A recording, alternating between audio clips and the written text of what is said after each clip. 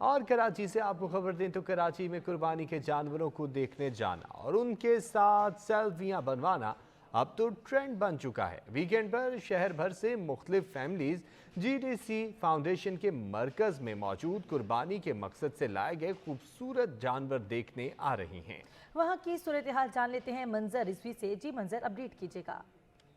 बिल्कुल ईद कुर्बान बिल्कुल नज़दीक आ गई है। इस वक्त हम जेडीसी फाउंडेशन के हेड ऑफिस पे मौजूद हैं, जहां सैकड़ों जानवर लाए गए। ऊँट बहुत बड़ी तादाद में यहाँ पे मौजूद हैं। इसके अलावा बड़े खूबसूरत बैल, गाय वगैरह, बकरे वगैरह सब यहाँ पे मौजूद है। फैमिलीज़ जो हैं बड़ी तादाद में यहाँ मौजूद हैं। यहाँ पे जो है लोग अपने बच्चों को बड़े जानवर और ख़ूबसूरत जानवर जो हैं वो दिखाने हर साल यहाँ पर आते हैं। कोई पहला साल नहीं है, कई साल हो चुके हैं इस काम को। यहाँ पर जो है हमेशा बड़े तादाद में लोग जो है कुर्बानी के लिए एहतियात करते हैं, जानवर देते हैं। इधर गवर्नर सिंध, शाहिद आफरीदी और दीगर लोगों ने भी यहाँ जानवर जो हैं वो अतिया किए हैं, डोनेट किए हैं। यहाँ पे जो है बकरीद के तीनों दिन कुर्बानी की जाती है, जिसके बाद इसका गोश्त जो है मुस्तकीन में तकसीम किया जाता है। बड़ी तादाद में लोग मौजूद हैं। अपने कैमरामैन से कहता हूँ वो दिखाएँ पब्लिक यहाँ कितनी बड़ी तादाद में मौजूद है, अपनी फैमिली के साथ आए हुए हैं।